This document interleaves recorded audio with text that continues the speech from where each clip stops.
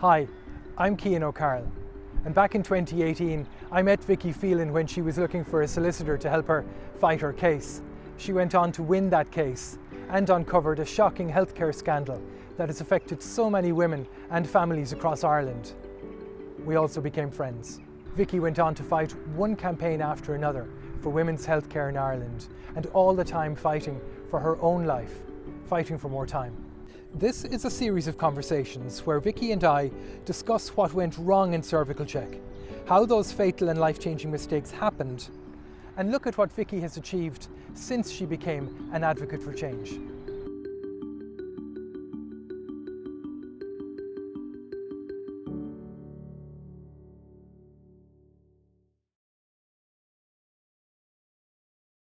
Hello again. Once more we're in conversation. I'm Cian O'Carroll, and introduce yourself. I'm Vicky Phelan.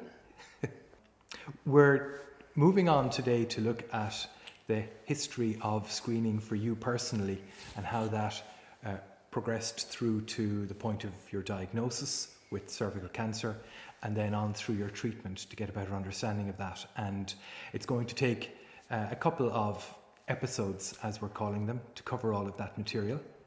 But I thought, Vicky, the handiest place to start was to go back to 1997. You were just 2 or 23 years of age, and you went for your first ever smear. Yeah, I to be honest, I don't really remember it. I know I would have been still with my family GP at that stage, Dr. Helen Connolly. She's still my mother's GP at home, actually. She's a great doctor. And maybe it was obviously herself who suggested it once I'd gone to college, maybe to go in and just have a smear. Because at that stage, I don't think the rules about age had come in, about having to be a minimum age to have your first smear. So I know a lot of my friends would have had their smears kind of around the same age. Okay, whereas now it starts at 25 years of age. Exactly. Yeah. Of course, you can have a smear done at any time. It's just that the state-funded cervical screening program obviously is free, so why wouldn't you use that instead? And it starts at 25. So exactly. that was your first smear, and you don't really remember it, and you went on. I think it seems from the records that I have the advantage of that you were pretty good about going for your smears. Yeah, I was always very good at following, anything to do with my health and my teeth. I've always been kind of meticulous about making sure that everything was working right and that I was doing everything properly. So, up to that point, as I was going for my smears throughout the years in my early 20s, I never had any issues. I'd always had very regular periods. I'd never had any problems. Like some of my friends would have had issues where they might have a period 1 month and they, mightn't have another period for 3 or 4 months. Yeah. Would have ended up with issues like polycystic ovary. I had never any issues like that. So, for me, it was just a matter of, I knew I had to go every 3 years, so I made sure that I made the appointment until the proper national screening program came in and started inviting people in. You kind of had to do it on your own bat with your GP.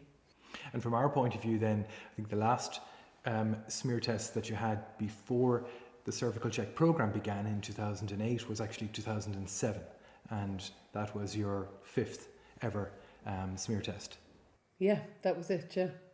And then we moved on to 2011, and that was your 7th ever smear test, and it was the first one within the CervicalCheck program. Yeah, so in 2011, I was just after having my son, Dara, in February. I was actually due to have a smear the previous year, but I was pregnant. I did get an invitation from CervicalCheck, but I did contact them to let them know that I was pregnant, and they said that they'd issue another invitation for the following year. So when I went back in 2011, about 4 months after having Dara, so I had my smear in May 2011, it came back with no abnormalities, and I wasn't unduly worried, to be quite honest, because I'd had no issues with any of my previous smears.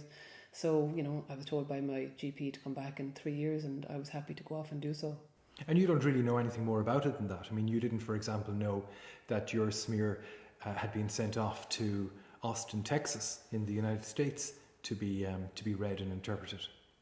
No, I mean, I had no idea. I suppose back then it was only because of my involvement in the whole CervicalCheck scandal that I know now that things were far different than what women would have expected, I think. I think if you had asked any woman back then where their smear was going to be tested, we would have all assumed that it was somewhere here in Ireland. I don't think anyone really understood that these were all going to America.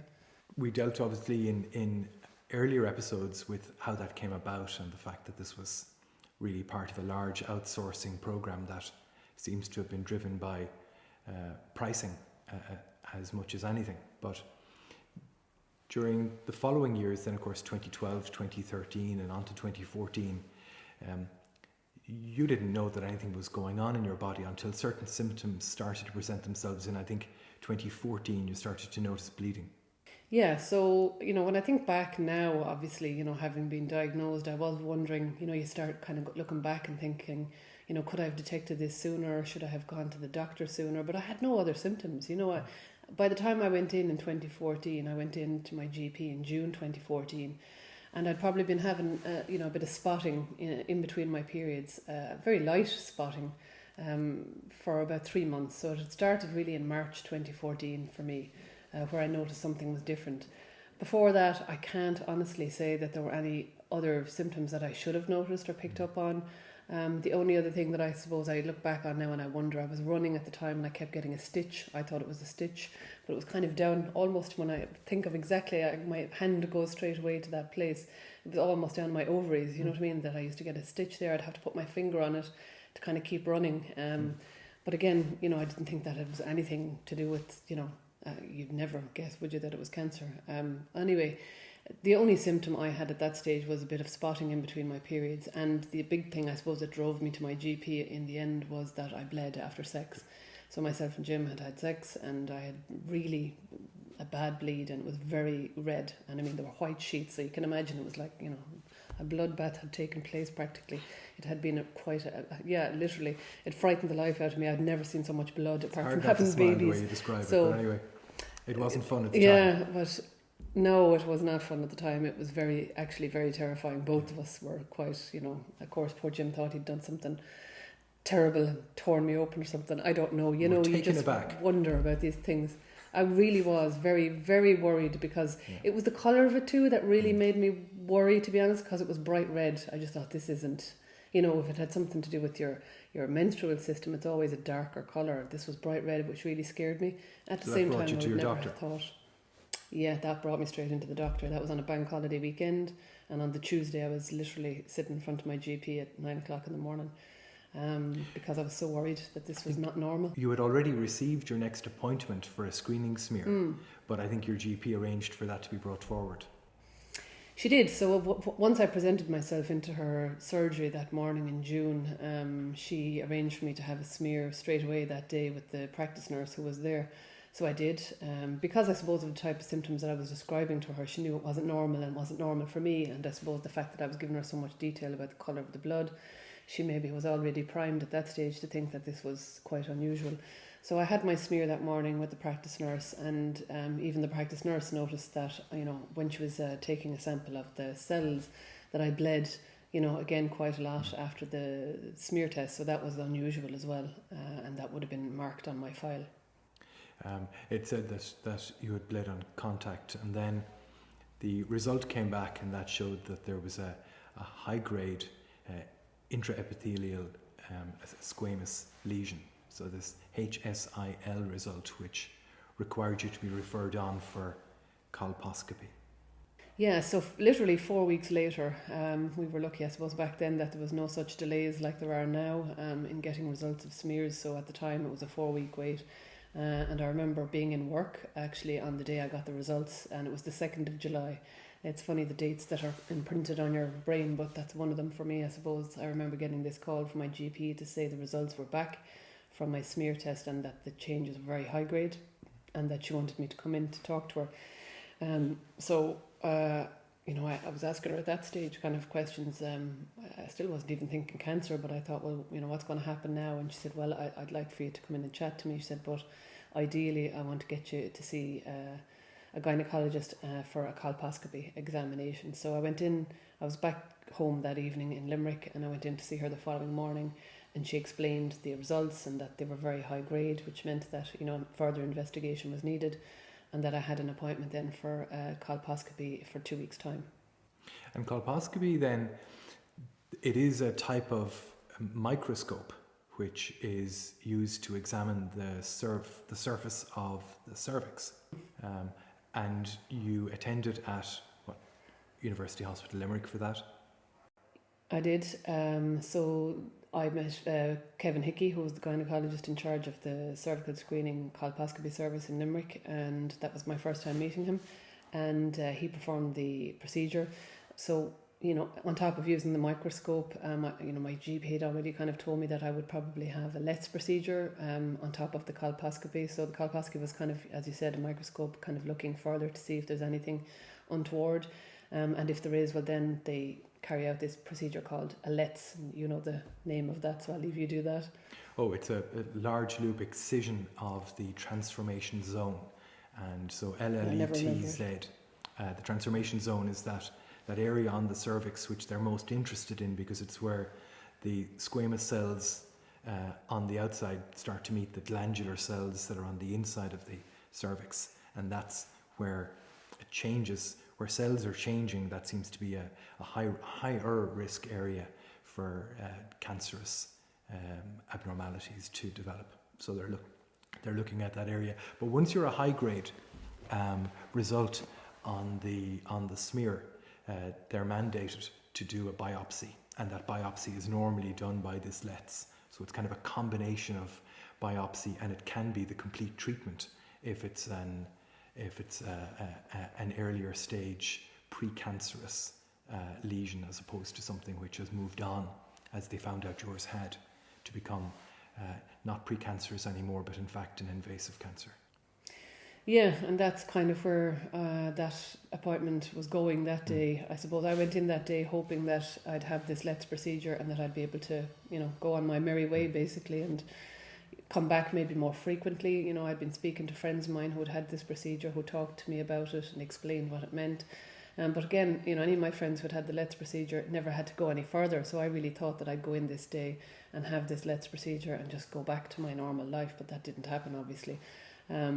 So when Dr. Hickey was carrying out the LETS procedure, he did say to me while he was carrying it out that he was taking away quite a lot of cells, and that I would be quite sore because he was taking away a large area of cells. And that kind of worried me, and that it was going to be longer and that there was more there. You're starting to think straight away, this is not just, going to go away.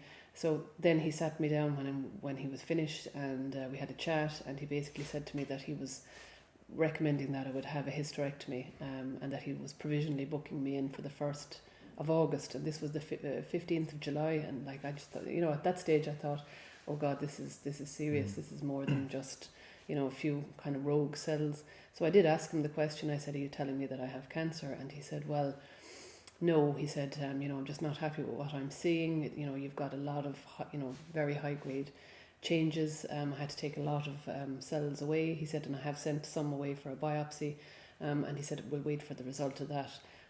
So I remember going home that day kind of with, a prescription for painkillers and cramps and sore and terrified really at that stage, thinking, God, is this going to be more than what I think? And at that stage you're still hoping against hope that it's not cancer, that, it's all, he got everything. But, I remember speaking to my best friend, and she's a nurse. So I rang her that day when I got home, and I, explained what had happened. And she said, well, if you don't get a phone call within the next 2 days, or 2 or 3 days, you'll be fine. It means then that there's no cancer. She said, they'll give you the result in 2 or 3 weeks. She said, but if you get a call in the next 2 days, she said, that's it. So I did get the call on the Thursday, 2 days later. And I remember it was about 5 o'clock in the evening. And it was a beautiful day. I remember it being a beautiful July summer's day, getting this call from a number I didn't recognise in Limerick, so I knew. And I those times when you're looking at the phone and you think, do I really want to answer this, or am I better off, not knowing, because things are going to change as soon as you do.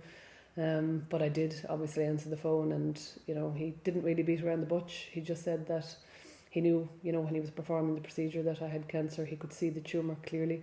It was quite a large tumour. He said it was about 4 centimetres, and he managed to laser away about 3 centimetres of it. That's why he took so much away that day. But he could not get clear margins, and that was, he said there would have to be further treatment, whether that was going to be a hysterectomy.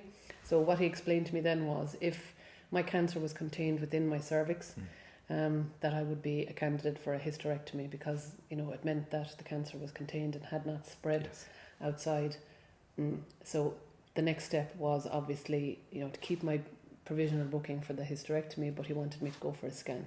So the scan was going to show whether or not the cancer had spread outside of my cervix.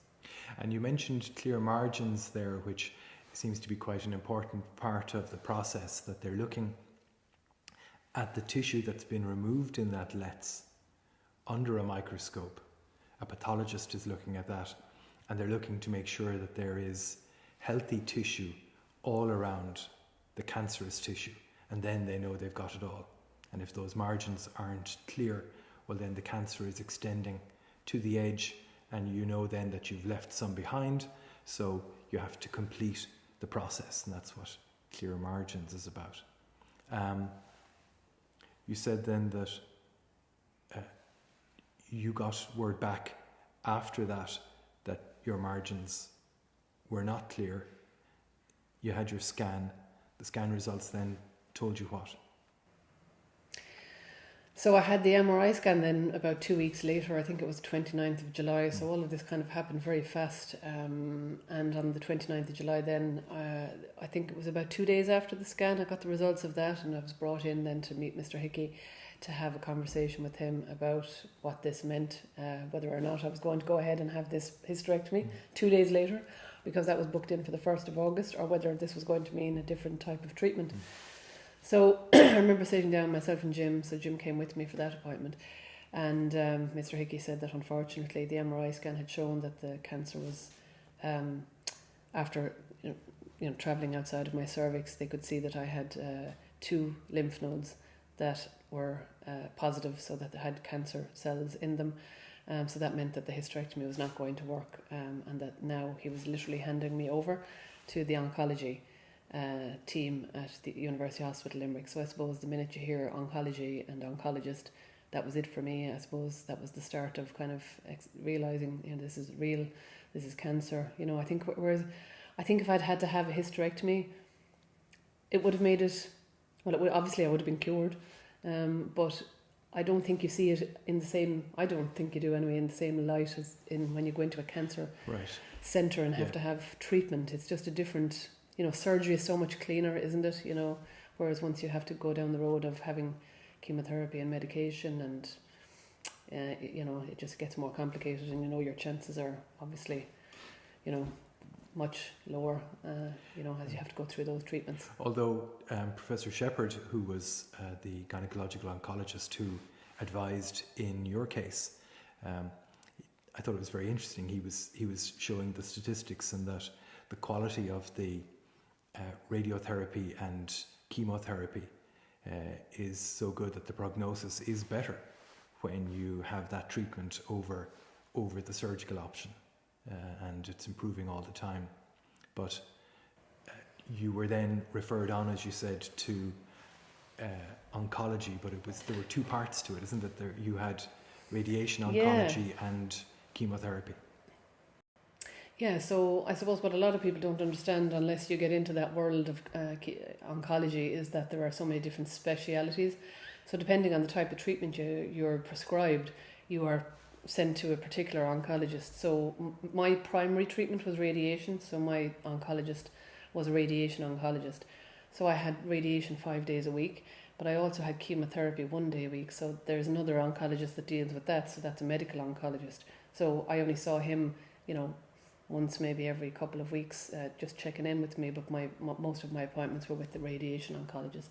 She was the one kind of dictating the treatment. That's quite targeted, that radiation. So it's external beam radiation, and I think you got your tattoos done for that. I did, yeah. I'd never had a tattoo done in my life, and now I have 3 of them. Literally little pink pricks. One on either side of my, on each hip, and one then literally at the top of my pubic bone. Does your dad mind? And it's just like somebody got a pen. I don't think I've ever even showed him. Well, maybe I showed him one on my hip, but yeah, that's the extent of my tattoos. So they're used to guide. So yeah, they're used to guide the beam basically. So you see it when you lie down on the machine. So you're lying down flat on this machine, and I had to roll down my trousers literally down past my hips, and then you can see them kind of moving the machine until they can line up with the tattoos basically, and that's where they're targeting the radiation. Okay. Then. So it's actually fascinating if you weren't a patient, but at times you're looking at it kind of going, you can see the beauty, I suppose, behind it, the way they can target things now, that it's not all just, blast everything. So do you feel anything? Yeah, I had five that's days. happening, do you feel anything? No, nothing. No. You don't feel anything when you're having radiation. No, nothing at all. And you're there for, the only thing you feel is discomfort really and that's me. Anyone who has to have radiation down in the pelvic area has to have a full bladder going in. So you have to have drank, almost a litre of water, and you have to keep it in your bladder. And, most people can't hold that much without having to go to the toilet, but you really you can't. You have to hold it, because if you don't, you'll have to wait, fill up again and go back in. And nobody wants to do that twice. So, having to hold a full bladder while you're having this done and stay still is quite difficult, I can tell you. But the reason is they want to move your bladder out of the way, while they're targeting everything else. Do you hear anything? No, it's actually quite you can hear the machines kind of going up and down, like a whir kind of a noise, because it's going up and down your body. But that's all really. No, it's all very high tech actually, and very, not very noisy. And you're only lying there for about maybe 10 minutes, okay, and then you're done. Actually, 10 minutes of holding on to a full bladder. What are you giving out about? You try it. You then have the chemotherapy. So my chemo day was on a Wednesday, and that was the worst day of the whole week. And that was always the day that kind of set you up. You knew you'd had 1 or 2 days afterwards of, really feeling awful and staying in bed and terrible nausea. Horrible. So it's a long day. So I used to have to be out in the hospital for like 8:30 in the morning, and I'd get hooked up to fluids. So the first thing they have to do is they have to, they flush through about 1 litre of fluids through your veins to get your veins ready really for the toxicity that is going to come with the chemo. And then once that bag has gone in, then they put in another kind of smaller bag, and that's literally to kind of coat your veins for the chemo. Because, most people who've had chemotherapy, and I only had 5 sessions of chemotherapy, and my veins are still, really bad to this day, right. How many years later. I ended up having to get a port in because they just couldn't find a vein. And that's what happens to most patients. So the veins generally tend to just kind of, I don't know, there's a word on it, but you can't use them again. So they start with the big ones. So they start here, kind of in your, the crook of your arm. Yeah. And they try and use those veins first because they're the biggest ones, and it takes less time for the fluids to go in on a big vein. But eventually, after a few weeks, that stops working. So then they start having to go kind of here at the front of your hand, and because they're going to smaller veins, then the problem is it takes a lot longer for the fluids to go through because the veins are that much smaller, and it also hurts a hell of a lot more going through a smaller vein. And sometimes I remember once I ended up having it here in between my knuckles, and I'll never forget the pain. It was so painful. So it's a horrible experience, to be honest, the chemo day, because it's so long, and you end up, I remember my poor hands. I came out after you couldn't even move them afterwards. They'd be so sore and bloated. It was almost like spongy bloatedness on top of the hand, and that took a few days to go, and they were black. They would be black for 2 days, and then you're trying to get them back and get ready to try and find another vein the next week. So they went from one. It felt like a junkie. I don't know how junkies do it. From one arm to another, then, and they'd start up here and then move their way down. How many different needle insertions would you say were involved in all that?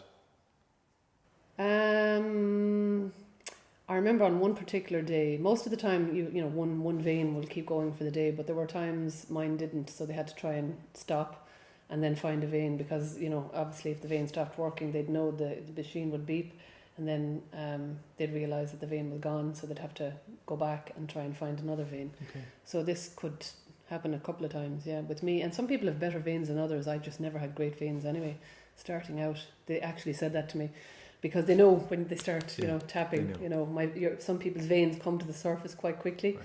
Some people's are very deep and quite thin, and mine were deep and thin. So they kind of knew from the beginning that I was going to be a problem, I suppose. So there's always one or two nurses who are really good at finding veins somewhere, you know.